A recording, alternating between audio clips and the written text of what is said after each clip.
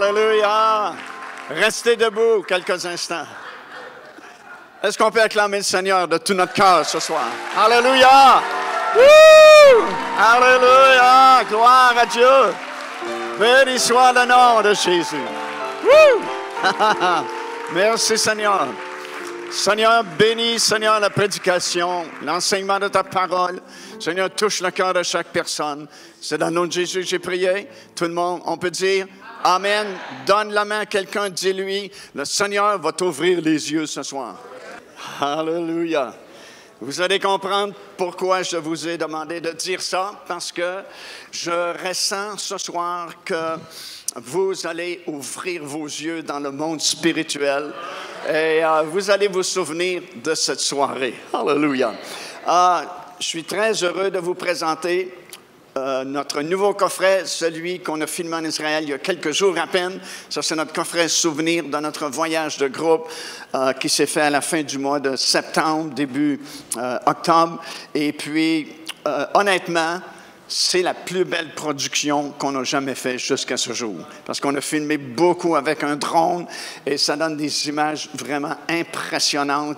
Et puis, vous avez tous les sites ou presque tous les sites que nous avons visités, l'enseignement de la parole du Seigneur, puis des images vraiment formidables du pays d'Israël, des images qu'on n'a jamais captées de façon aussi précise qu'on a fait lors de ce dernier voyage. Puis, juste le regarder, c'est une bénédiction.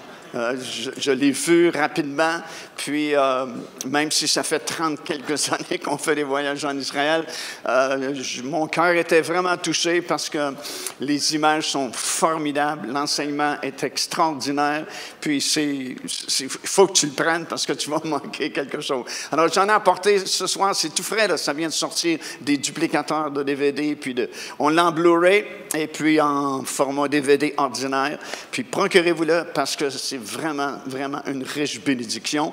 Puis il reste, je pense, le coffret, le rouleau de cuivre qu'on a prêché dimanche, le troisième temple, sa relation avec le troisième temple et puis l'esplanade du temple. Alléluia.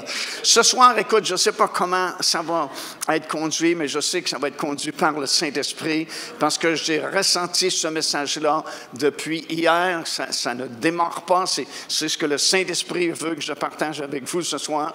Et puis, je vais vous demander tout de suite de tourner, si vous avez votre Bible, ou probablement ça va apparaître sur les écrans, dans Éphésiens, premier chapitre et le verset 16. Éphésiens, premier chapitre, verset 16. C'est l'apôtre Paul qui va faire une prière pour les Éphésiens.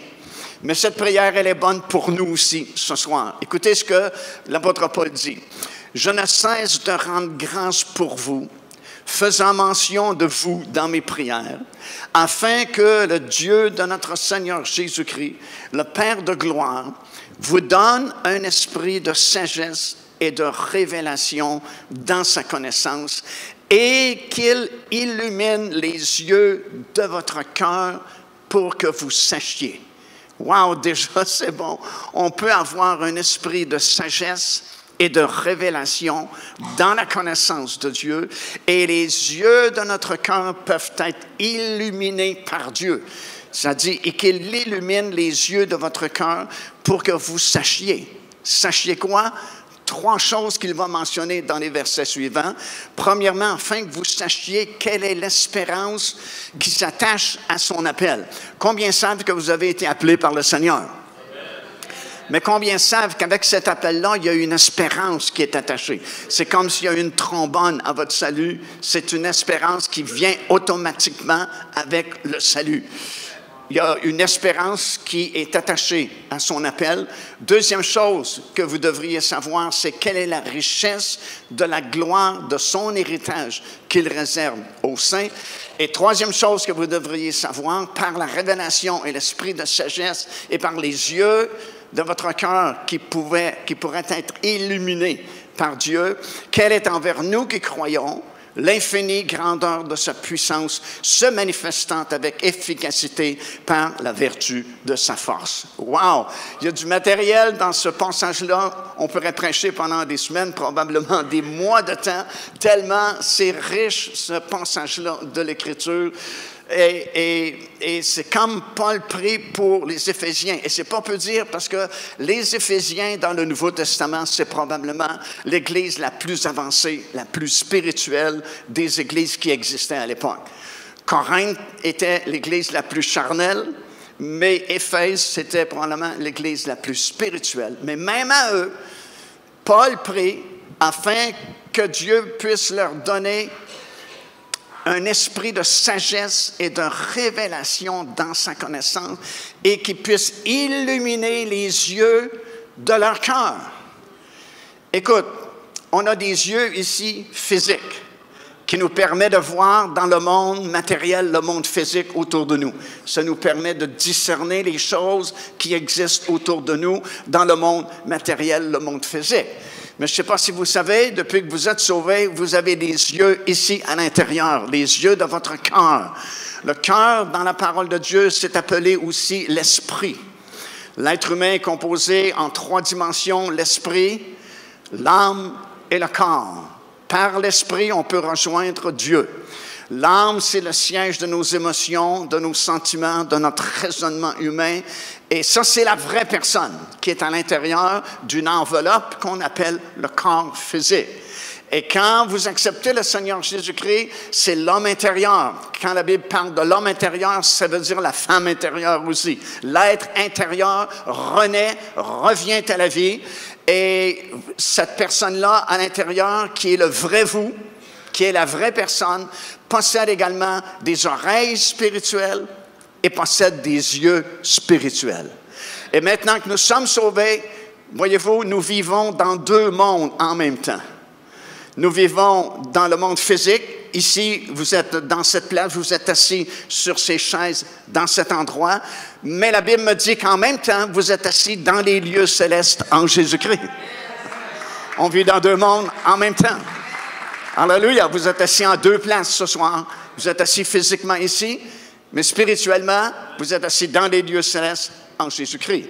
Et la prière de l'apôtre Paul est la prière que l'Église devrait faire dans ces derniers temps, c'est Seigneur, ouvre les yeux de notre cœur pour que nous puissions voir dans le monde spirituel, que nous puissions discerner les choses de l'esprit, encore plus que les choses physiques et les choses matérielles.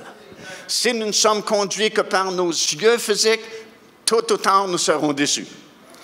Il faut que les yeux de notre esprit s'ouvrent et que nous puissions voir dans le monde spirituel parce que c'est plein d'activités et de choses qui existent dans le monde invisible, le monde de l'esprit, le monde spirituel. Un jour, une grande armée qui a voulu attaquer et détruire Élisée le prophète parce qu'il prophétisait la parole de Dieu. Et puis finalement, cette grande armée s'est rendue jusque dans l'endroit où il habitait et puis son serviteur était en panique. Parce qu'il se disait, « Wow, une grande armée pour nous détruire, c'est certain qu'ils vont nous détruire. » Mais Élisée n'était pas nerveux du tout et il a prié Dieu et il a dit, « Seigneur, ouvre les yeux de mon serviteur. » Et Dieu a ouvert les yeux du cœur de son serviteur et il a vu une autre armée remplie d'anges qui était plus nombreuse que l'armée physique qui attaquait Élisée. Alléluia!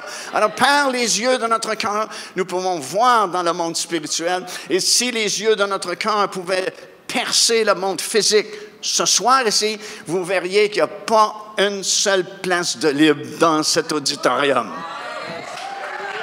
Woo! Glory! À chaque fois qu'on se réunit comme nous le faisons ce soir, c'est plein d'anges ici dans la place. Alléluia! Il y a une armée d'anges dans cet endroit. Fou!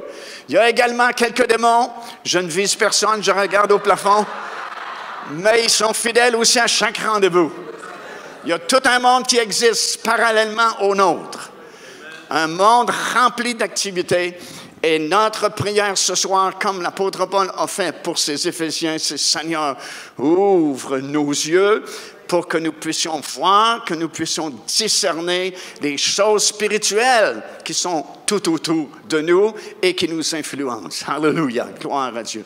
Évidemment, je ne peux pas prendre ces 3 choses que l'apôtre Paul mentionne, l'espérance qui est attachée à votre appel, et puis la manifestation de l'onction et de la puissance de l'Éternel, parce que je serai ici probablement plusieurs semaines à chaque soir. Peut-être qu'un jour on le fera, on ne sait pas. Mais ce soir, je vais me concentrer sur la deuxième chose que Paul a mentionnée. Quelle est la richesse de la gloire de son héritage qu'il réserve aux saints? Vous êtes sûrement au courant qu'il y a différents types d'onction. Des fois, dans les réunions, tu ressens une onction pour la guérison. Et wow, c'est comme facile, tu imposes les mains et les personnes sont guéries. Certains soirs, c'est une onction pour le baptême du Saint-Esprit. J'ai vu des soirs où je fais un appel et c'est rempli de gens ici pour recevoir le baptême du Saint-Esprit. Et c'est une onction ce soir-là pour le baptême du Saint-Esprit. Et c'est aussi facile que tendre la main, pouf, les gens reçoivent instantanément le baptême du Saint-Esprit. D'autres fois, c'est des onctions pour le salut. Il y a différents types d'onctions. Mais il y a différents types d'onctions aussi sur les prédicateurs de la parole du Seigneur. Quelquefois, je sais que c'est une onction prophétique qui est sur moi. Je ne suis pas un prophète. Je n'ai pas été appelé prophète, ce n'est pas mon ministère. Mais dans certaines occasions, l'onction prophétique vient sur moi et j'agis comme un prophète. D'autres fois, c'est l'onction de l'évangéliste qui est sur moi, et puis ça coule facilement. D'autres fois, c'est l'onction d'enseignement. Et ce soir, c'est l'onction d'enseignement qui est sur moi, et je veux vous enseigner la parole du Seigneur. Ce soir, c'est comme une soirée des Béréens. Connaissez les Béréens? Où Paul prêchait la parole de Dieu, puis il voulait vérifier si c'était exact ce qu'il enseignait, parce que c'était comme quelque chose de nouveau. Bien, c'est un peu ce qui va se produire ici ce soir. C'est pour ça que je vous ai dit, ça va être une soirée quand même assez remarquable. Je vais essayer de me limiter, parce qu'une fois parti, c'est difficile à arrêter un prédicateur. Et on m'a alloué juste 4 ou 5 heures de prédication et d'enseignement ce soir. Et je vais essayer de me contenir et respecter cette limite-là. Non, mais blague à part, je ne vais pas être trop long, mais je vais vous donner ce que le Saint-Esprit a vraiment déposé dans mon cœur ce soir pour chacun de vous. Beaucoup de choses que je vais partager avec vous ce soir, ça vient des études que nous faisons à Montréal. Une fois par mois, on se réunit, un groupe de peut-être 20-25 personnes autour d'une table pour discuter concernant les prophéties des derniers jours. Alors, chacun peut amener un élément, puis on discute, puis j'enseigne la parole du Seigneur à tous ces gens-là. Et puis, récemment, en fait, c'est l'année passée, on est arrivé sur la question du millénium, le règne de 1000 ans. Et on s'est tous rendu compte qu'on ne connaissait pas grand-chose vraiment du millénium. On s'est donné comme but, comme mission, de scruter les Écritures, puis de sortir les versets qui parlent de ce temps béni qui est quand même pas tellement loin de nous. Et wow! On est ressorti de ces études-là avec un bagage d'informations qui était toujours là dans la parole du Seigneur, mais c'est comme on n'avait pas le temps de fouiller ces chapitres-là, de scruter ce que Ézéchiel, ce que Zacharie et les autres disaient concernant le millénium. Alors, une bonne partie de ce que je vais partager avec vous ce soir, ben, ça vient de ces révélations-là que le Saint-Esprit nous a données lorsqu'on a fait ces recherches. C'est pour ça que c'est intéressant de scruter les Écritures, de faire des recherches sérieuses. C'est sûr que c'est du travail. Il faut que tu retrousses tes manches, et puis il faut que tu t'étudies, puis il faut que tu questionnes, puis il faut que tu pries. Mais ça en vaut la peine parce que quand la révélation vient, wow! Tu sais, quand c'est une révélation, c'est tellement merveilleux parce que ça passe même pas souvent directement par ton intelligence. La révélation vient dans ton homme intérieur, justement, dans ton esprit. Puis ton intelligence, c'est comme s'il y a un petit décalage, là. Elle essaie d'assimiler ce que tu viens de recevoir par révélation. Parce que des fois, ton intelligence n'est pas assez vite pour saisir tout ce que le Saint-Esprit te révèle ici dans ton esprit. Puis ça y prend un petit peu de temps à digérer l'information que le Saint-Esprit t'a communiquée à ton esprit. Alléluia! Ça veut dire que la vie chrétienne peut devenir passionnante. Ça peut devenir tellement enrichissant parce que tu peux trouver de l'information privilégiée qui est révélée par le Saint-Esprit à ton esprit. Et Tous ceux qui ont déjà reçu des révélations seront d'accord avec moi. Lorsque le Saint-Esprit te révèle quelque chose, tu as le goût de faire, tu sais, la petite danse pantoute, qu'on faisait, puis qu'ils font en Guadeloupe, puis dans plusieurs pays d'Afrique, là. Quand je vais prêcher dans ces pays-là, j'aime les dames qui, à un moment donné, font parce qu'ils ont reçu quelque chose, une révélation dans leur esprit. Puis c'est un peu toujours la même chose, même pour nous, au Canada, où il fait froid et on danse moins que dans ces pays-là. Mais la révélation nous fait faire « Wouh! Alléluia! » Et ça vaut la peine de scruter les Écritures parce que c'est ce qui te garde vivant dans le Seigneur Jésus-Christ. Come on! Si tu n'as pas des révélations régulièrement, tu vas sécher à un moment donné. Tu vas devenir des chrétiens tristes, des chrétiens traditionnels, des chrétiens religieux. Et les pires personnes qu'on peut trouver, c'est les religieux. C'est toujours avec eux autres qu'on a le plus de problèmes. Mais quand tu reçois la révélation, ça change la personne. C'est comme une nouvelle compréhension que tu reçois des choses de Dieu qui te sont révélées directement à ton homme intérieur. Puis comme je vous disais, des fois, même ton intelligence va prendre un certain temps pour l'assimiler. Puis à un moment donné, elle comprend, ou elle aussi, puis elle dit, on est d'accord ensemble. La révélation donnée par le Saint-Esprit, je l'ai assimilée et maintenant, je la comprends parfaitement. Alors, êtes-vous d'accord pour qu'on aille là ce soir? On va aller et on va parler de la richesse, de la gloire, de son héritage qu'il réserve aux saints. Puis ça devrait nous intéresser parce que nous sommes les enfants de Dieu. Nous sommes les saints. Et c'est donner la peine de préparer avec richesse et avec gloire un héritage qui, comme l'apôtre Pierre dit, ne peut ni se flétrir ni se corrompre, mais qui nous est réservé. Tu as un héritage glorieux et riche qui t'est réservé.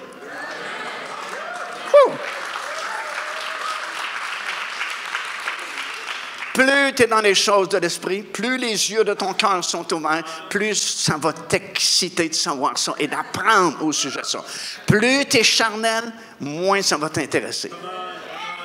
Puis c'est facile à comprendre parce que si tu es charnel, ce qui t'intéresse, c'est les choses charnelles. La gloire de ce monde, la puissance de ce monde, l'argent de ce monde.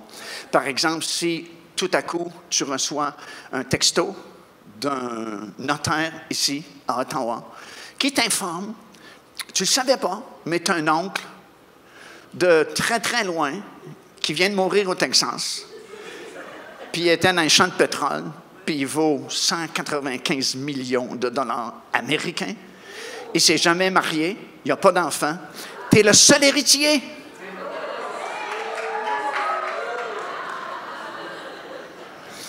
Est-ce que tu dirais,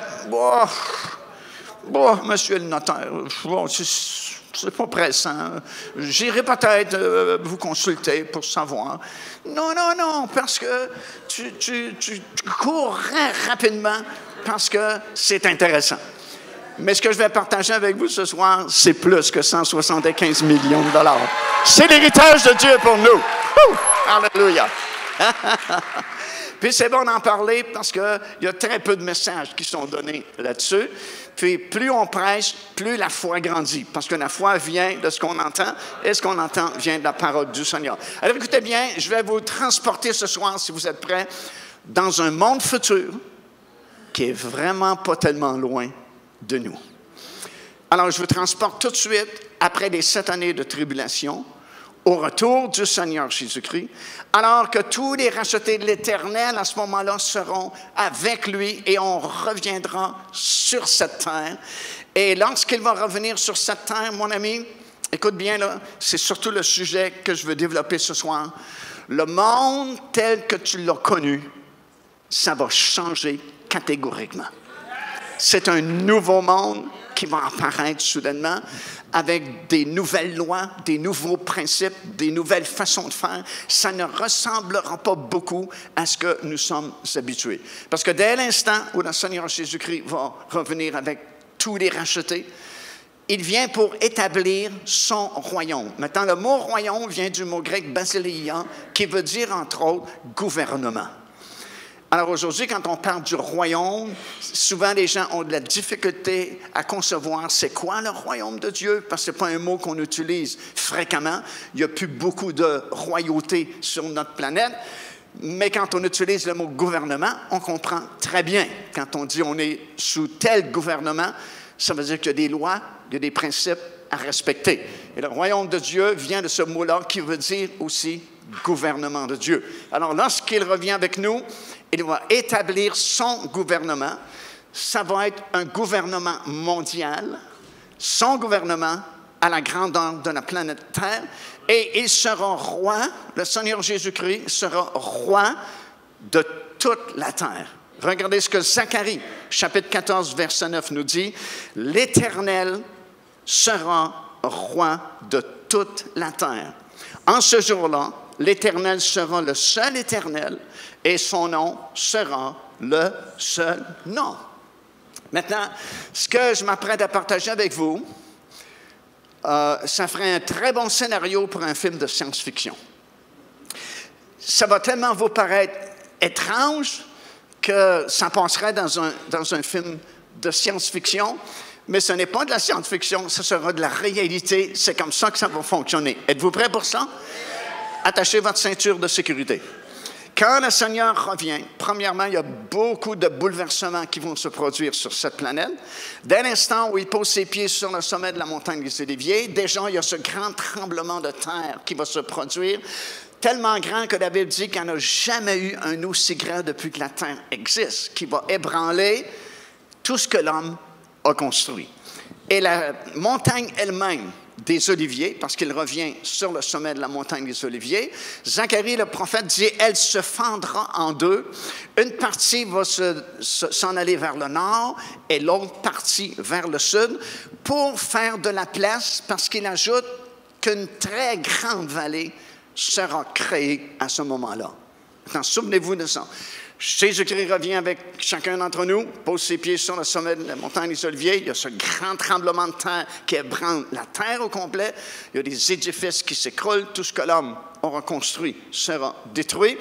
Et soudainement, la montagne elle-même se fend en deux. Une direction vers le nord, une direction vers le sud. Et puis, il y a une grande vallée qui sera formée. Présentement, on lit ça dans le psaume 125 et le verset 2. Ça dit ceci: « Comme des montagnes entourent Jérusalem, ainsi l'Éternel entoure son peuple. » Et effectivement, ceux qui sont déjà venus à Jérusalem le savent, c'est plein de collines tout autour de la ville. Déjà, ici, c'est la montagne des Oliviers. On est à l'est de la ville de Jérusalem, c'est la montagne des Oliviers. Si vous allez à l'ouest, de l'autre côté, c'est le mont Akran. Si vous allez au nord, c'est le mont Scopus. Si vous allez au sud, c'est le mont Ophel. Et un peu plus bas, le mont Sion. Et en haut du mont Ophel, c'est le mont Moria, sur lequel le premier et le deuxième temple avaient été construits. Alors, Jérusalem est vraiment entourée de toutes ces collines-là. Et lorsque le Seigneur pose ses pieds sur la montagne des Oliviers, non seulement la montagne va se séparer en deux, mais toutes ces collines-là vont disparaître. Pas dans le sens qu'elles n'existeront plus, mais elles vont reculer pour faire de la place à cette grande vallée qui sera créée. Et vous allez avoir une chose encore miraculeuse qui va se produire après que les montagnes se sont déplacées, après que la montagne des Oliviers se sera fendue en deux, après que la grande vallée sera créée, la toute petite colline de Sion va s'élever au-dessus de toutes les montagnes de la terre. Tu sais, c'est comme science-fiction. Plus haute montagne qui aura jamais existé sur la planète. Cette montagne de Sion, c'est le cœur même d'Israël. Tu sais, aujourd'hui, le mot Sion a pris une définition différente et souvent on se réfère à Jérusalem même comme étant Sion. Mais au tout début, lorsque David a été oint comme roi d'Israël, première chose qu'il a faite, c'est déloger les Jébusiens pour s'emparer de la ville de Jébu, qui est devenue la ville de Jérusalem, la ville du grand roi. Et la deuxième chose qu'il avait faite, c'est récupérer l'arche de l'Alliance et il l'a transportée jusque sur le sommet de la petite colline de Sion, qui se trouve encore aujourd'hui au sud de l'esplanade du Temple. Il y a quelques années, par des fouilles archéologiques, on a retrouvé la cité de David. Bien ça, la cité de David, mon ami, là, c'est la Jérusalem de l'Ancien Testament. Parce qu'aujourd'hui, Jérusalem a été construite et puis agrandie, puis ainsi de suite. Mais à l'époque biblique, lorsque vous lisez les prophètes Ésaïe, Jérémie, tous les autres, quand on parle de Jérusalem, on parle de la cité de David, à l'intérieur de laquelle il y avait cette petite colline, toute petite colline, la colline de Sion, la montagne de Sion. Et croyez-le ou non, vous avez une centaine de versets bibliques dans votre Bible qui parlent au sujet de la montagne de Sion comme étant la résidence éternelle de Dieu. Même vous avez un passage dans le livre des Psaumes où le mont Hermon est jaloux de la montagne de Sion parce que Dieu l'a choisi pour sa demeure éternelle. Alors, il y a des centaines de versets qui parlent de la colline de Sion parce que la colline de Sion, c'est le cœur même d'Israël, c'est le cœur même du pays d'Israël. Alors, quand le Seigneur vient, cette petite colline, qui est tout petite encore aujourd'hui, va devenir la plus grosse montagne du monde. Et Ézéchiel l'a vu en vision. Et il a vu une énorme montagne sur laquelle il a vu un temple, le 4e temple. Il a vu des espaces pour les sacrificateurs, des espaces pour les fils de Lévi, des espaces pour les fils de Tsadok. Et il y a toute une histoire là-dedans que je n'ai pas le temps de développer, mais les fils de Tsadok, c'est eux qui sont restés fidèles à David, contrairement aux fils de David, et ils auront une récompense durant le règne de 1000 ans à cause de cela, parce que Dieu est fidèle, comme on a chanté au début de cette réunion. Alléluia! Il a vu ce 4e temple, il a vu des espaces et il a vu une source d'eau qui jaillissait sous le temple. Il a vu des arbres fruitiers et il a vu une voie comme une autoroute qu'on appelle la voie sainte qui part du temple et qui s'en vient jusque dans la ville de Jérusalem. Et il a vu la ville de Jérusalem restaurée au sud, toujours sur le sommet de cette montagne. Et selon les dimensions mentionnées dans le livre d'Ézéchiel, la plateforme sur le sommet de la montagne de Sion, la nouvelle montagne de Sion, elle a 70 kilomètres de long par 70 kilomètres de large. Imagine la montagne. Ça, c'est le sommet de la montagne. 70 kilomètres de long par 70 kilomètres de large. Le temple lui-même a 6 kilomètres carrés. Et vous avez la ville de Jérusalem qui sera restaurée au sud du temple et plein de choses qu'Ézéchiel a vues. Ici, dans Ésaïe, le 2e chapitre, le verset 2 aussi, voici ce que le prophète Ésaïe a prophétisé. Il arrivera dans la suite des temps. Quand vous trouvez cette expression-là, ou l'expression « en ce jour-là », ça fait toujours référence au règne de 1000 ans, au millénium. Il arrivera dans la suite des temps que la montagne de la maison de l'Éternel. Lorsqu'on parle de la montagne de l'Éternel, c'est toujours le mont Sion. Il arrivera dans la suite des temps que la montagne de la maison de l'Éternel sera fondée sur le sommet des montagnes. Elle s'élèvera, on parle de la montagne de Sion, elle s'élèvera par-dessus des collines et toutes les nations y viendront pour honorer le roi, le Seigneur Jésus-Christ. Alléluia! Sur son sommet, comme j'ai mentionné, il y a toutes ces choses qu'Ézéchiel a vues. Et ça, mon ami, ce sera le complexe administratif du gouvernement de Jésus-Christ durant la période du millénium. Alors, essaie d'imaginer. Peut-être que tu n'es jamais venu en Israël, puis c'est dommage. Dieu voulant, si le Seigneur n'est pas venu, viens l'année prochaine avec nous. Parce que ça place les idées dans ta tête. Ça t'indique, comme je parlais avec votre pasteur avant la réunion, où est le nord, où est le sud, où est l'ouest. Tu sais, tu places les noms des villes, puis les endroits, puis les quartiers. Puis c'est vraiment une bénédiction vraiment pour chaque enfant de Dieu, parce que ça t'aide à voir. Comme là, si vous êtes déjà venu plusieurs fois à Jérusalem, imagine là, la situation. Tu n'as plus de montagne des Oliviers, elle est séparée. Puis, tu sais, la compagnie Holiday Inn voulait construire un hôtel il y a plusieurs années dans le flanc de la montagne des Oliviers. Puis, on a inspecté le sol, puis on leur a conseillé de ne pas construire parce qu'il y a une fissure au pied de la montagne, puis les ingénieurs non chrétiens ont dit, tôt ou tard, cette montagne va s'écrouler ou va se fendre en deux.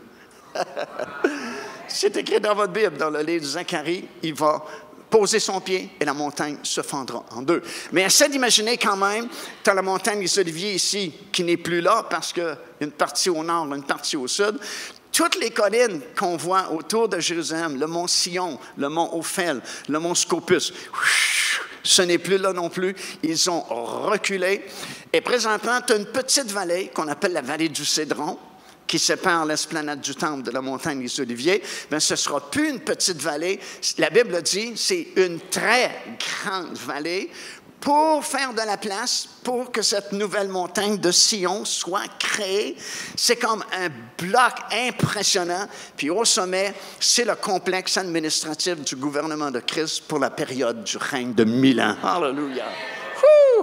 C'est là où le Seigneur Jésus-Christ va demeurer, dans ce magnifique 4e temple qui sera sur la plateforme, sur la montagne de Sion, la nouvelle montagne de Sion. Et puis, c'est de là où il va gouverner et diriger tout le monde durant le règne de 1000 ans. Et encore une fois, je vous encourage, je ne peux pas tout vous donner ça ce soir, mais avec une bonne concordance, allez sur Internet ou le livre même, la concordance sur Sion, vous allez trouver une centaine de versets. Puis là, c'est fascinant, à la lumière de ce que je vous dis ce soir, comment ça va se dérouler, le gouvernement de Christ.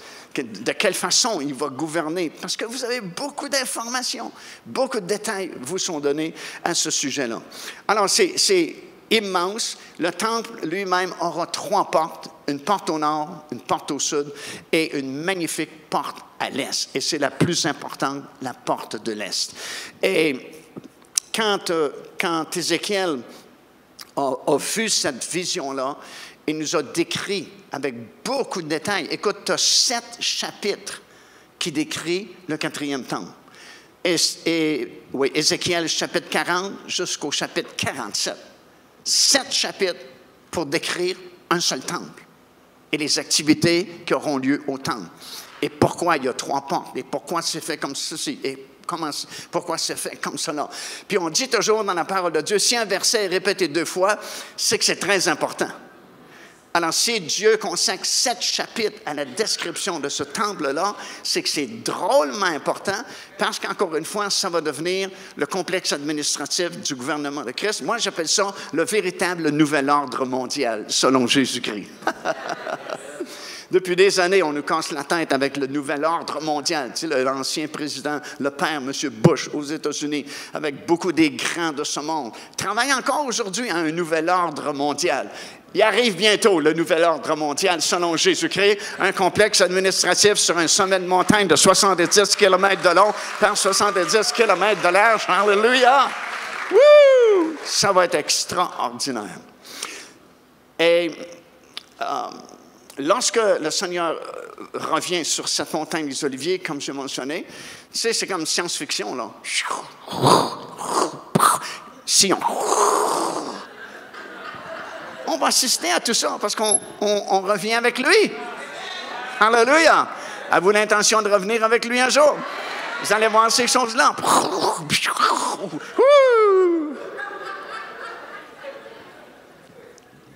Et parce que ce 4e temple-là, c'est clair dans la Bible, il ne sera pas construit par des Israéliens, c'est Jésus-Christ lui-même qui va le construire. C'est écrit noir sur blanc dans votre Bible, dans le livre de Zacharie. Ça dit ceci, c'est comme quand il a créé le monde. Comment il fait pour créer le monde? Il a parlé. Que la lumière soit. Et il n'y a pas 250 000 ouvriers qui ont essayé de fabriquer de la lumière, non. La lumière fut. Quand il a créé les animaux, ce n'est pas des ouvriers et des contracteurs qui ont fabriqué des lions. Non, il a parlé, les animaux furent créés. Qu'il y ait de la verdure, la verdure. Qu'il y ait des arbres, des arbres. Alors, ce n'est pas compliqué. Qu'il y ait un nouveau temple, le temple va arriver. Comme dans les meilleurs films de science-fiction. Il parle, le temple est là. Alléluia! Et quand il quitte la montagne des Oliviers, il va entrer dans ce temple-là, la Bible nous dit, par la porte de l'Est. Comme la porte dorée, présentement, est à l'Est. face à la montagne des Oliviers, ben c'est une nouvelle porte qui sera à l'est, et c'est par cette porte-là que le Seigneur Jésus-Christ fera son entrée triomphale dans ce merveilleux temple décrit dans le livre du prophète Ézéchiel. Et il va se passer deux choses qu'Ézéchiel nous explique lorsque Jésus-Christ va traverser la porte de l'est. Premièrement, il y a comme un cri de victoire. Ça ne dit pas quel est le cri, j'ai l'impression que c'est « Alléluia ». Quelque chose comme ça. Et, oui, et en même temps, écoute, la gloire Shekinah, la gloire qui était manifestée dans le désert au-dessus du tabernacle. La même gloire Shekinah qui était manifestée dans le lieu très saint. Une fois par année, lorsque le souverain sacrificateur pénétrait au-delà du voile et se tenait debout dans la présence de Dieu, attendant l'approbation de Dieu sur les animaux qui avaient été offerts en sacrifice. Lorsque la gloire était manifestée, ce lieu était illuminé de la gloire de l'Éternel. Alléluia! Si vous faites une étude sur la gloire Shekinah, autant dans l'Ancien Testament que dans le Nouveau Testament, vous trouverez des dizaines d'endroits où Dieu a manifesté de façon visible sa gloire Shekinah. Alléluia! Est-ce que vous me suivez ce soir? Oui? On connecte? OK. Alors, cette gloire-là, elle est disparue du temple autrefois parce qu'Israël était dans la corruption la plus terrible. Ils faisaient tout pour provoquer la jalousie de Dieu, provoquer la colère de Dieu. Ils avaient peint des reptiles sur les murs du temple. Ils avaient dessiné et placé des dessins de dieux étrangers, de Astarté, la reine du ciel. On faisait des gâteaux pour la reine du ciel au temple, imaginez-vous. On adorait Tammuz, qui semble être un descendant de Nimrod et de sa mère épouse. Tu sais, des choses abominables. Et puis Dieu était patient, comme Dieu est toujours très patient. Mais à un moment donné, la Bible dit de ne pas tenter Dieu parce qu'à un moment donné, il va juger à cause de sa sainteté et à cause de sa justice. Et c'est à regret qu'il a jugé et qu'il a retiré sa gloire. Vous commencez par Ézéchiel chapitre 8, et on commence à vous expliquer ces choses que je viens de vous mentionner, comment c'était affreux, comment c'était provocateur pour Dieu, et comment la gloire Shekinah a commencé à quitter le temple autrefois, mais de façon très lente, très lentement. Elle a sorti du lieu très saint, et puis vous lisez dans les chapitres subséquents d'Ézéchiel comment elle a retardé un peu dans le parvis extérieur, puis elle s'est dirigée vers la porte dorée qui existe toujours encore en Israël, et puis elle a retardé encore là, comme si Dieu donnait une opportunité à son peuple de se repentir, voyant que la gloire s'en allait. Puis finalement, elle a passé par la porte dorée, et puis elle est disparue en montant sur le sommet de la montagne des Oliviers. Tout ce que je vous dis, c'est dans le livre d'Ézéchiel. La gloire Shekinah au sommet de la montagne des Oliviers, et retourne au ciel. Et elle n'est jamais revenue depuis ce moment-là. Mais, dans le temple, je veux dire. Mais elle va revenir par le même chemin, parce que la gloire de l'Éternel, c'est le Seigneur Jésus-Christ, qui va revenir exactement au même endroit où elle a quitté, le sommet de la montagne des Oliviers.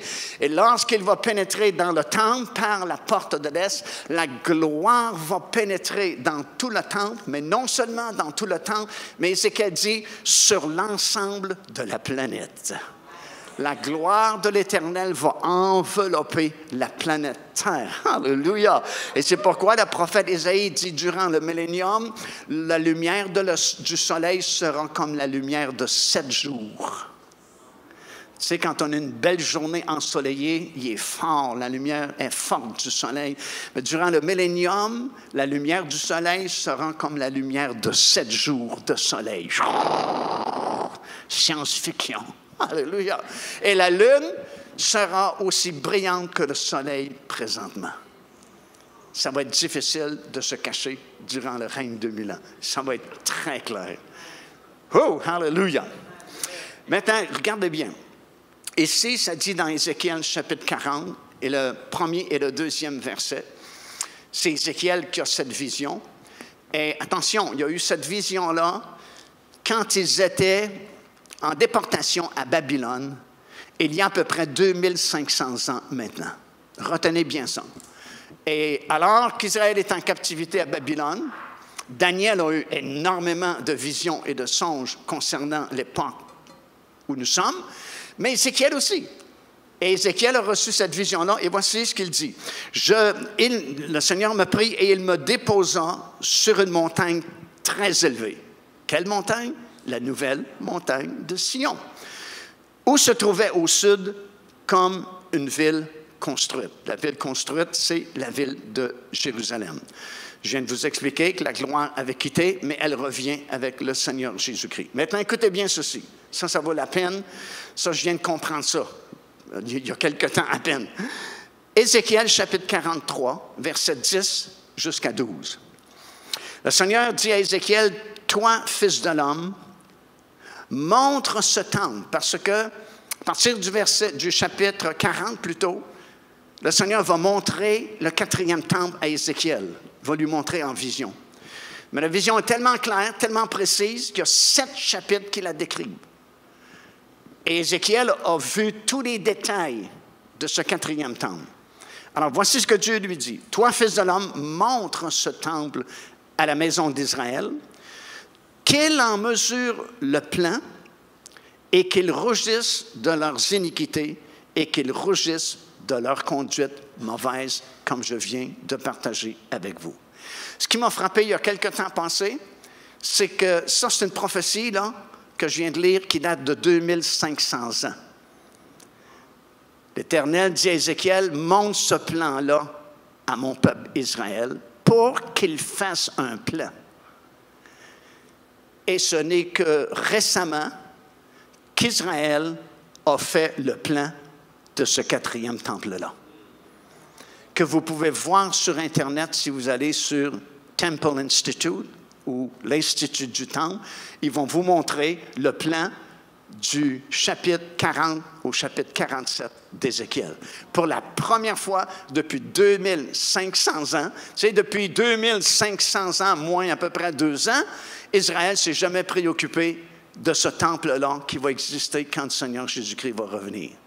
Mais depuis à peu près 2 ans, ils ont travaillé les plans avec des ingénieurs, des architectes, et maintenant, ils ont un plan exactement la copie de ce que vous lisez dans Ézéchiel chapitre 40 et 47. Et c'est ce temple-là qu'ils veulent construire d'une journée à l'autre. Ils pensent pouvoir avoir le feu vert pour construire ce temple-là, le temple d'Ézéchiel. Puis je me dis, wow, ça nous montre la progression des accomplissements prophétiques, parce que personne avant nous, depuis 2500 ans, a vu Israël faire le plan de ce temple-là. Et puis c'était comme un ordre que le Seigneur donnait à son prophète, montre le plan.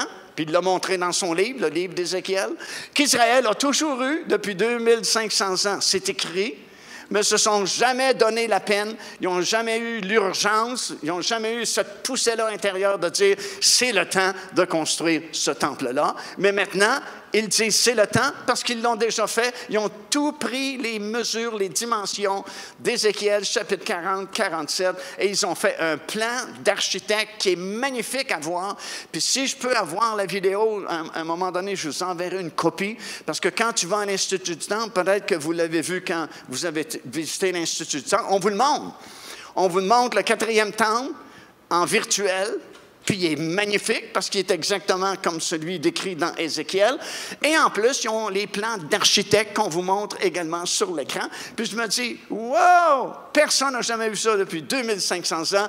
Notre génération est la seule. Ça veut dire qu'on est vraiment très proche de l'accomplissement de toutes ces choses-là. Je ne sais pas si ça vous excite, ça, mais moi, ça me parle énormément. Hallelujah. Alors, écoute, sur cette plateforme de 70 km par 70 km, c'est le complexe administratif du gouvernement de Christ. Il va y avoir une seule loi, la loi de Dieu, qui va être applicable partout sur la planète. Et puis, il va se passer beaucoup d'événements tout de suite après le retour du Seigneur Jésus-Christ. Première chose qui va arriver, c'est que le Seigneur envoie ses anges aux 4 coins de la planète pour rassembler tous les survivants des 7 années de tribulation. Tous ceux qui vont survivre plutôt aux 7 années de tribulation seront rassemblés des 4 coins du monde, comme ça dit. Se rassembler où? dans cette grande vallée sur la nouvelle montagne de Sion, parce que c'est le siège du gouvernement, comme la colline parlementaire ici à Ottawa. Vous avez une colline, il y a un parlement, les lois se font là, et ça va être la même chose dans le millénium, mais sur une haute montagne, la montagne de Sion, c'est la colline parlementaire. C'est là que les lois sont données et c'est là que les lois sont appliquées également. Alors, il va réunir tous les survivants dans cette grande vallée sur le sommet de la montagne de Sion. Et il y a un jugement des nations. Et vous avez la description dans Matthieu chapitre 25, à compter du verset 31 jusqu'au verset 46. Ils sont jugés d'après leurs bonnes œuvres. Et ceux qui sont jugés dignes d'entrer comme citoyens dans leur corps physique, dans le règne muet, vont le faire. Les autres qui ne sont pas jugés dignes descendent rejoindre tous les autres qui sont toujours dans le séjour des morts. Parce que le séjour des morts ne se videra pas tant et aussi longtemps que le règne de 1000 ans sera en force. Ce n'est qu'après le règne de 1000 ans que la Bible dit les autres morts, ceux qui n'ont pas été ressuscités dans la première résurrection, vont revenir à la vie, sont jugés, s'en vont dans les temps ardents de feu. Mais là, c'est des gens, dans leur corps physique, qui sont jugés dignes d'entrer comme citoyens dans le gouvernement de Christ, gouvernement mondial. Ils vont entrer dans le règne de 1000 ans, dans leur corps physique, comme vous êtes dans votre corps physique ce soir. Mais nous serons là dans notre corps glorieux, ressuscité. Ça veut dire qu'il y aura 2 classes de citoyens tout au long du règne de 1000 ans. Les nations dans leur corps physique et les rachetés de l'Éternel dans leur corps glorieux. Et ça va être facile de les distinguer parce que tous les rachetés de l'Éternel seront lumineux. Les autres sont juste dans leur corps physique comme vous êtes ce soir. Mais les rachetés de l'Éternel sont lumineux. Paul vous explique là dans 1 Corinthiens chapitre 15. Il y en a qui vont être lumineux autant que le soleil. D'autres lumineux juste comme la lune. D'autres lumineux juste une petite lumière comme les étoiles.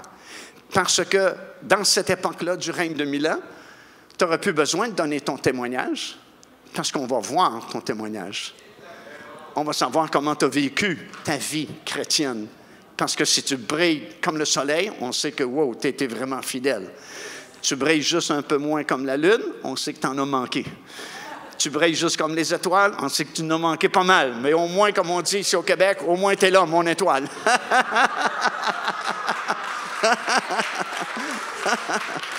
Alors, ça va être facile de distinguer qui est quoi. Tous les rachetés de l'Éternel sont lumineux. Tu sais, c'est science-fiction. Tu es sur la planète, tu es dans une ville, tu vois quelqu'un de lumineux, tu sais que ce n'est pas un être ordinaire. C'est un racheté de l'Éternel, ressuscité dans son corps glorieux. Alléluia. Tu as un corps glorieux qui t'est réservé, mon ami. Si tu n'es pas content de ton corps ce soir, ben, prends espoir, un jour tu vas avoir un corps nouveau et il va être parfait. Pas trop grand, pas trop petit, pas trop gros, pas trop maigre, juste à l'image du Seigneur Jésus-Christ. Wouh! Tu sais, déjà, c'est bon, dans le règne de 1000 ans, 2 classes de citoyens, des lumineux et des normaux.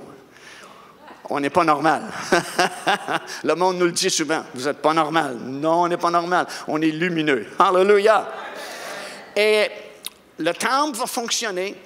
Puis, souvent, les gens sont surpris parce que durant le règne de 1000 ans, il va y avoir des sacrifices d'animaux.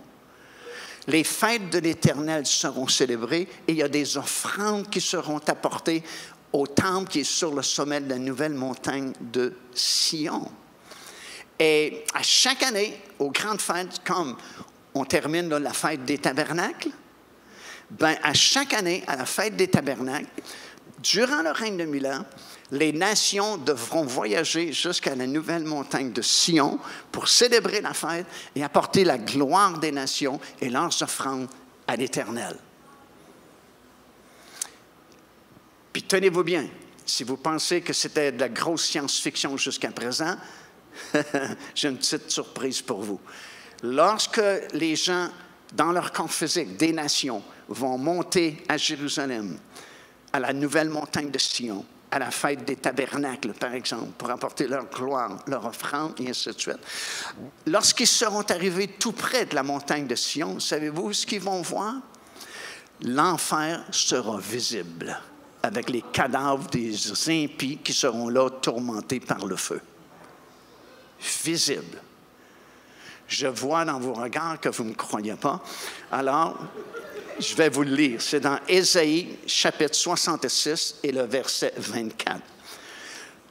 Quand on sortira de la montagne de Sion, on verra les cadavres des hommes qui se sont rebellés contre moi, car leur ver ne mourra point et leur feu ne s'éteindra pas, et ils seront pour toute chair un objet d'horreur. Dieu va permettre que tout au long du règne de 1000 ans, l'enfer soit visible, le séjour des morts soit visible, du moins une portion lorsqu'ils arriveront tout près de la nouvelle montagne de Sion, le complexe administratif du gouvernement de Christ durant le règne de 1000 ans. Et ça dit que ce sera un objet d'horreur pour eux. Une des raisons pour laquelle je pense que le Seigneur va permettre ça, c'est pour enlever le goût de commettre des péchés. Parce que ces nations-là seront dans leur corps physique, donc seront capables de pécher également. C'est sûr que ça va être plus compliqué de commettre des péchés parce que le diable sera lié pendant toute la période de 1000 ans, mais ils resteront avec leur nature humaine.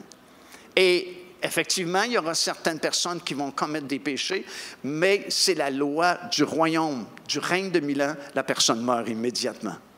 Alors, tu n'as pas vraiment le goût de commettre un péché, parce que la punition est immédiate, tu vas rejoindre tous ceux qui sont dans le séjour des morts. Mais pourquoi alors des sacrifices? La réponse classique, c'est en souvenir de Jésus-Christ. Mais ça ne me satisfaisait pas, parce qu'on n'a pas besoin de se souvenir de Jésus-Christ. On est rendu dans notre corps glorieux, et puis on sait, Jésus-Christ, c'est le sacrifice parfait. On n'a plus besoin de sacrifices d'animaux. Mais j'ai compris en étudiant Ézéchiel, parce que parmi les nations, il y a des gens, oui, qui commettront volontairement des péchés, mais ils sont éliminés immédiatement. Donc, les sacrifices ne sont pas pour eux, parce qu'ils descendent tout de suite dans le séjour des morts. Mais il y a un autre groupe, et puis c'est bien décrit dans le livre du prophète Ézéchiel, qui commettront des péchés par inadvertance, par accident, parce que, mettons, on a oublié une telle fête, ce n'est pas un péché volontaire, bien, à cause de la sainteté du complexe administratif de Christ durant le millénium, il y a des animaux qui seront offerts en sacrifice et des offrandes qui seront présentées, parce que tous ces gens-là qui repeupleront la terre durant le règne de 1000 ans, ce n'est pas des enfants de Dieu, ce n'est pas des chrétiens nés de nouveau, ce n'est pas des chrétiens évangéliques, sinon ils seraient dans leur corps glorieux. Alors, c'est des gens des nations qui ont tout simplement réussi à passer au travers des 7 années de tribulation sans mourir, mais ce n'est pas des gens pardonnés, sauvés, nés de nouveau. Alors, c'est pourquoi il y a des sacrifices pour eux, pour des péchés commis involontairement, pour garder la sainteté du lieu, parce qu'on ne peut pas s'imaginer la sainteté de cette montagne-là. Déjà, elle était déclarée sainte, parce que Dieu lui-même dit, c'est dans Psaume 2, verset 6, il dit, c'est moi, personnellement, qui va oindre mon roi sur ma sainte montagne de Sion. Alors, la montagne est déjà sainte, mais c'est rien en comparaison de la sainteté de ce lieu-là, lorsque tout ce complexe-là sera créé. Et c'est pourquoi il y a ces sacrifices qui vont perdurer durant la période du règne de 1000 ans. Nous sommes les rachetés de l'Éternel. On est facile à distinguer, on est lumineux. On devient les futurs maires, mairesses, députés, premiers ministres des nouveaux pays, nations qui seront créés. Parce que pendant 1000 ans, la plupart des gens ne mourront pas. Alors, il va se faire beaucoup de travail, beaucoup de commerce, beaucoup d'activités. Des villes seront reconstruites parce que Jésus promet à ses enfants, à vous et à moi, le gouvernement de 10 villes, le gouvernement de 5 villes. Alors, il faut qu'il y ait des villes. C'est une des promesses que le Seigneur nous a faites. On va diriger ces choses-là. Et puis, il y a des routes qui seront construites. Il y a même des autoroutes qui seront construites, qui sont décrites pour vous dans la parole du Seigneur. C'est tout là dans la parole de Dieu. Il y a même une autoroute qui va partir de l'Égypte, va traverser Israël pour se rendre finalement jusqu'en Assyrie, dans le nord complètement.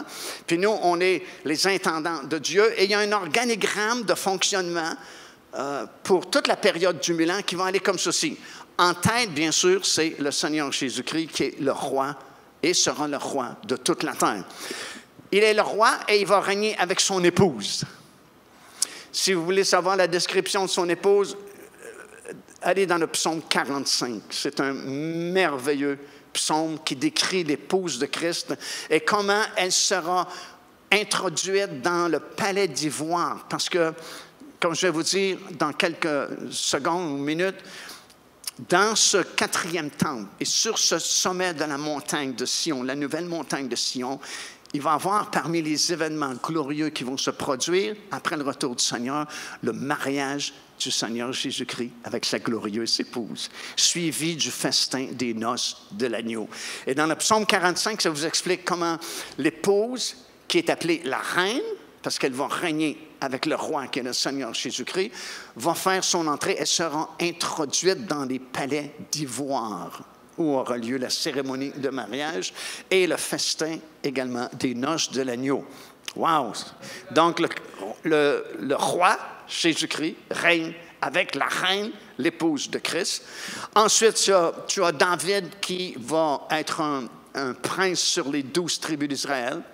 Tu as une promesse qui a été faite aux 12 apôtres, comme de quoi ils jugeront les 12 tribus d'Israël. En dessous de ça, il y a les autres rachetés de l'Éternel qui ne feront pas partie du groupe qu'on appelle la reine ou l'épouse de Christ, qui vont servir l'Éternel plutôt que de régner avec lui. Et puis, 6e, il y a les nations qui vont repeupler la terre étant dans leur corps physique, et les anges vont continuer leur service tout au long du règne de 1000 ans. Un autre événement spectaculaire qui va se produire sur cette nouvelle montagne de Sion, c'est le couronnement du Seigneur Jésus-Christ comme roi des rois et seigneur des seigneurs. Savez-vous que c'est le seul roi qui n'a pas été couronné roi en Israël? Tous les rois d'Israël et de Juda ont été couronnés et on a utilisé l'huile d'onction sainte sur leur tête, sauf le vrai roi d'Israël, le Seigneur Jésus-Christ, parce qu'on l'a rejeté. Mais la Bible dit qu'il doit être couronné. En fait, comme je viens de vous dire, Psaume 2, verset 6, Dieu dit, c'est moi-même qui va oindre mon roi sur ma sainte montagne de Sion. Alors, c'est de l'information très claire, là. C'est de l'information privilégiée que nous avons. On sait d'avance ce qui va arriver. Le Seigneur Jésus-Christ va être couronné par Dieu son Père et ça va se faire sur le sommet de la montagne des Oliviers. C'est écrit noir sur blanc dans votre Bible. Wouh! Alléluia! Une autre chose qui va se produire sur le sommet de la nouvelle montagne de Sion, c'est le tribunal de Christ, où nous allons recevoir nos récompenses, nos règnes, nos autorités, nos couronnes, nos degrés même d'intimité, parce que nous n'aurons pas tous le même degré d'intimité avec Dieu et avec Jésus-Christ. Tout comme ce n'était pas le cas avec ses apôtres. Tu avais toujours des groupes de 3, des groupes de 12, des groupes de 70. C'est sûr que les 70 sont moins proches que les 3. Dans les situations plus difficiles, ce n'est pas les 70 que Jésus voulait avoir, ce n'est même pas les 12 que Jésus voulait avoir, c'est les 3. Pierre, Jean et Jacques, qui avaient une intimité plus grande. Même dans le positionnement, c'est rarement enseigné ça non plus. Mais le livre de l'Apocalypse, c'est le seul livre qui vous montre le positionnement des différents groupes de rachetés depuis Adam et Ève jusqu'à la toute fin. Et puis, d'après leur positionnement dans le ciel, il y en a qui sont debout devant le trône, d'autres sont autour du trône, d'autres sont dans la mer de cristal. Puis si vous connaissez le devis du plan, le plan plutôt du tabernacle céleste, qui était l'original du plan du tabernacle terrestre qui a été bâti par Salomon, la mer de cristal est beaucoup plus loin que le trône. Alors, tu as des saints qui sont debout dans la mer de cristal, d'autres qui sont debout devant le trône, d'autres autour du trône. Alors, on n'a pas tous la même position. Il y en a qui sont plus proches de Dieu, ils ont une intimité plus grande à cause de leur fidélité. Pour ça que notre vie chrétienne, ce n'est pas juste venir à l'église le dimanche matin ou le mardi soir quand tu as des réunions. C'est 24 heures par jour, 7 jours par semaine, puis c'est fondé sur notre fidélité à servir le Seigneur. Alléluia! Plus on est fidèle à servir le Seigneur, meilleure sera notre position dans le vrai monde, le monde réel qui s'en vient bientôt pour chacun d'entre nous. Puis finalement, oh, hallelujah, sur cette montagne de Sion aura lieu la cérémonie du mariage du Seigneur Jésus-Christ avec sa glorieuse épouse. Tu sais, c'est plein d'indices à partir d'Adam et Ève au tout début. Puis si tu ramasses tous ces indices-là, tu comprends que c'était des figures, des images du grand mariage. Tu sais, la Bible commence par un mariage, puis elle se termine par un autre mariage. La Bible commence par le mariage du premier homme, puis elle se termine par le mariage du deuxième homme, le Seigneur Jésus-Christ. Puis tu as beaucoup d'autres exemples, comme Isaac, Rebecca, et puis beaucoup d'autres indices que tu trouves dans la parole du Seigneur pour te montrer en figure, en image, la splendeur et la grandeur de cette cérémonie-là qui aura lieu sur le sommet de la nouvelle montagne de Sion, où Jésus-Christ sera et son épouse seront unis pour l'éternité. Et ça va être suivi du festin des noces de l'agneau. Je sais qu'on a entendu souvent prêcher que, bon, l'Église est enlevée, on s'en va au ciel, puis pendant 7 ans, ce sont les noces de l'agneau. Il n'y a aucun verset dans toute la Bible qui affirme ça. Aucun. Et de toute façon, ce n'est pas possible, pour plusieurs raisons. Une raison, ce n'est pas le temps des réjouissances, c'est le temps des jugements. Puis vous ne le savez peut-être pas, parce que ce n'est pas prêché encore souvent dans nos églises, mais vous et moi allons participer avec le Seigneur Jésus-Christ au jugement sur les incrédules sur cette planète. Tu as un verset très simple dans Corinthiens, il dit « Ne savez-vous pas que vous allez juger le monde? » C'est quand que tu vas juger le monde? C'est quand le monde va être jugé durant les 7 années de tribulation. Puis tu as le psaume 149, oh wow, ça dit que c'est une gloire pour les rachetés de participer à ces jugements-là avec l'épée et le glaive pour rendre justice à Dieu. Alors, ce n'est pas le temps de s'asseoir aux noces de l'agneau, on participe au jugement avec le Seigneur Jésus-Christ. Et deuxièmement, pendant ces 7 années-là, tu ne peux pas avoir le mariage puis le festin des noces de l'agneau parce que la plupart des invités ne seront pas arrivés encore au ciel. Parce que les invités, tu as 2 groupes. Tu as la mariée, l'épouse, et ceux qui sont invités aux noces de l'agneau. On n'invite pas l'épouse aux noces de l'agneau. C'est à cause du marié et de l'épouse qui a des noces, on invite les amis, on invite les autres personnes. Et il y a ces 2 groupes-là, ça dit « Heureux ceux qui sont invités aux noces de l'agneau. » Et les invités, c'est tous ceux qui vont arriver tout au long de ces 7 années de tribulation, que vous pouvez lire dans le livre de l'Apocalypse. Tu as une grande foule, à un moment donné, qui arrive des tribulations. Tu as les 144 000 Juifs qui sont scellés, qui montent au ciel au milieu des 7 années de tribulation. À un moment donné, durant ces 7 années-là, il y a un ange qui circule autour du globe, qui prêche l'Évangile éternel.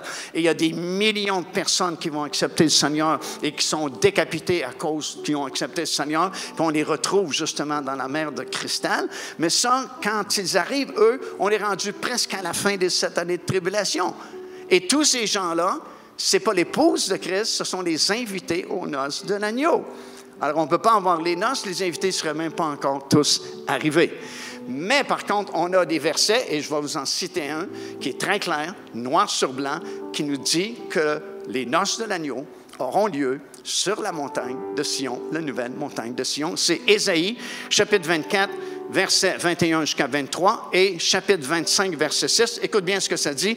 « L'Éternel des armées prépare à tous les peuples sur cette montagne, montagne de Sion, un festin de mets succulents, un festin de vin vieux, de mets succulents, plein de moelle et de vin clarifié. » C'est clair, c'est sur cette montagne de Sion qu'aura lieu le grand festin des noces de l'agneau. Est-ce que vous me donnez encore 2 minutes? Ça, c'est quelque chose. Ça me prendrait un message complet pour vous expliquer ça, mais je le réduis. Écoute bien, après toutes ces cérémonies-là et ces événements glorieux sur la nouvelle montagne de Sion, vous et moi, derrière notre roi, le Seigneur Jésus-Christ, nous allons faire un grand défilé et nous allons traverser la porte de l'Est pour entrer dans le 4e temple. Et ça, peut-être que ça ne vous dit pas grand-chose, mais c'est parce que dans le psaume 24, il y a un verset que vous connaissez sûrement par cœur qui dit ceci. « Élevez-vous, portes éternelles, que le roi de gloire fasse son entrée. » Vous savez pourquoi cette prophétie a été écrite? C'était pour le Seigneur Jésus-Christ, lorsqu'il était pour se présenter comme roi à Israël, lorsqu'il traversait le pont qui enjambait à l'époque la vallée du Cédron, depuis la montagne des Oliviers jusqu'à la porte dorée. Ce que Jésus a fait, mais il a été rejeté. Donc, cette prophétie n'a jamais été accomplie. Jésus-Christ n'a jamais traversé ces portes éternelles de l'Est comme roi d'Israël parce qu'ils l'ont rejeté. Mais si c'est une prophétie qui a été donnée, il faut qu'elle s'accomplisse tôt ou tard. Et elle va s'accomplir après tous ces événements glorieux. Et alors que tous les rachetés de l'Éternel, depuis Adam et Ève jusqu'à la dernière personne avant le retour du Seigneur Jésus-Christ, formeront un grand défilé. Et Jésus-Christ, notre roi, sera à la terre. Et nous allons traverser la porte de l'est du temple pour accomplir cette grande prophétie du psaume 24. Et ça, c'est dans Michée, le chapitre 2 et le verset 13 qui dit ceci. « Celui qui fera la brèche montera devant eux. Ils feront la brèche, regarde bien, ils franchiront la porte et ils en sortiront. Leur roi marchera devant eux et l'Éternel sera à leur tête. » Alléluia! Wouh! Ça va se faire, on va y participer un jour bientôt, et puis ça va être des acclamations comme vous venez de faire. Tout le monde va être joyeux, tout le monde va être réjoui parce que c'est le point final, la victoire appartient à l'Éternel. Et je termine avec ce verset. Parce que ça, c'est glorieux. Puis là, j'ai juste gratté un petit peu la surface de ce qui est écrit dans votre Bible. Si tu creuses un peu plus, là, tu ne peux plus jamais devenir triste. Tu ne peux plus jamais rétrograder. Tu ne peux plus jamais détester ton voisin. Tu ne peux plus jamais avoir un breakdown puis un burn-out ou toutes les outs que tu peux trouver parce que tes yeux sont ouverts puis tu vois qu'est-ce qui est préparé puis tu te dis, wow, on est sur le point d'entrer dans ces choses-là parce que quand je vous ai dit, moi, ça m'impressionne. Si moi, ça m'impressionne après toutes les années d'études que j'ai faites, ça devrait vous impressionner un peu. On est rendu à ce qu'Israël fait des plans. On fait déjà des plans du temple comme Dieu leur a demandé. Il y a 2500 ans passés. Ça ne s'est jamais fait, sauf là. Je me dis, wow, quelle génération dans laquelle nous sommes, frères et sœurs. Alléluia. Et je termine avec ceci. Hébreux chapitre 4, verset 1. Voici l'exhortation que Dieu nous donne à la suite de ce qu'on a entendu ce soir.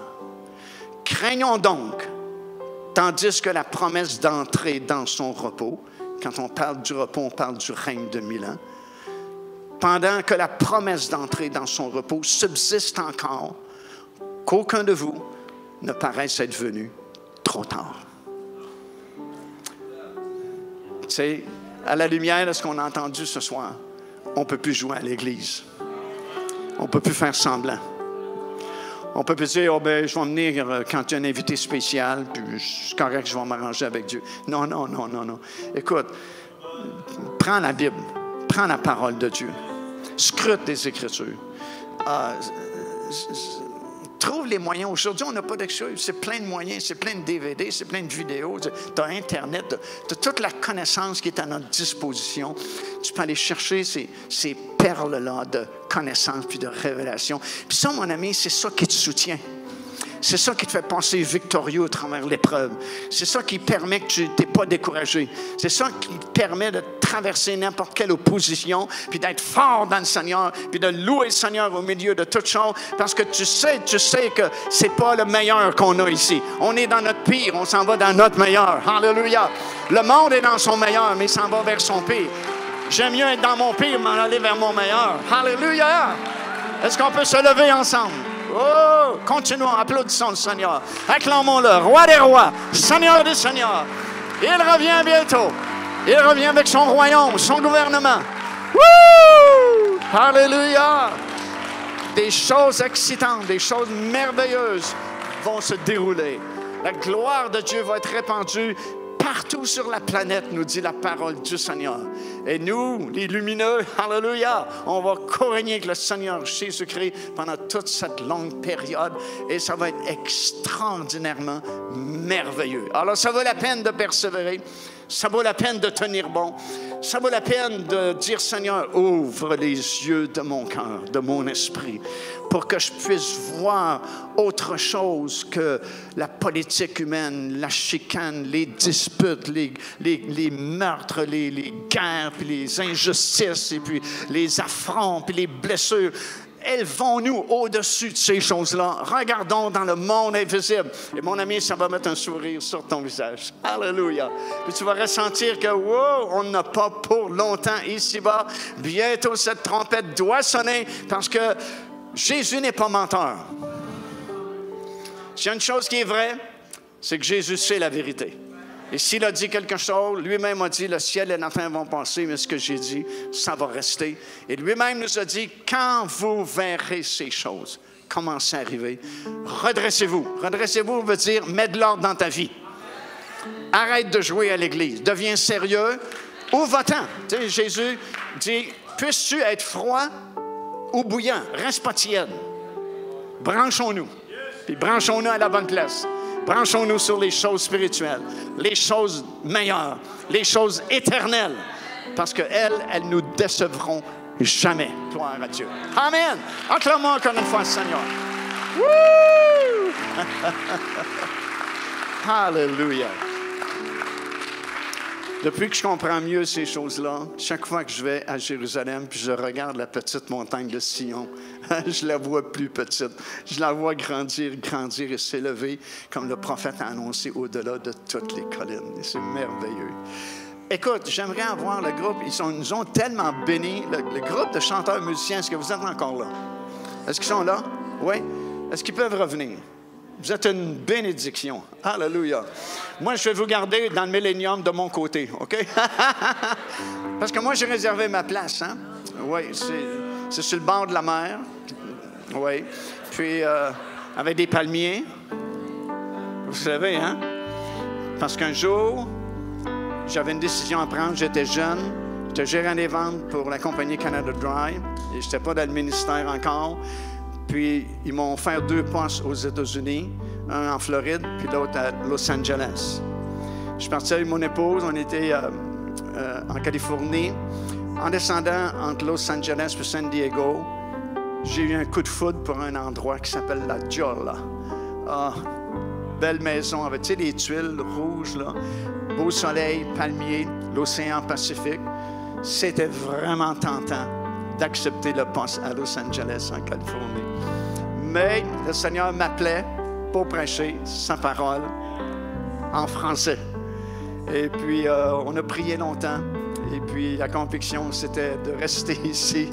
Mais j'ai dit, Seigneur, j'ai laissé la Jolla là-bas, la Californie, puis le soleil. Mais dans le règne de 1000 ans, je veux que tu me bâtisses ma maison tout près d'une mer limpide, comme du cristal, avec un beau soleil et puis des palmiers. Puis je vais vous inviter. Alléluia. Puis je veux les avoir dans ma maison.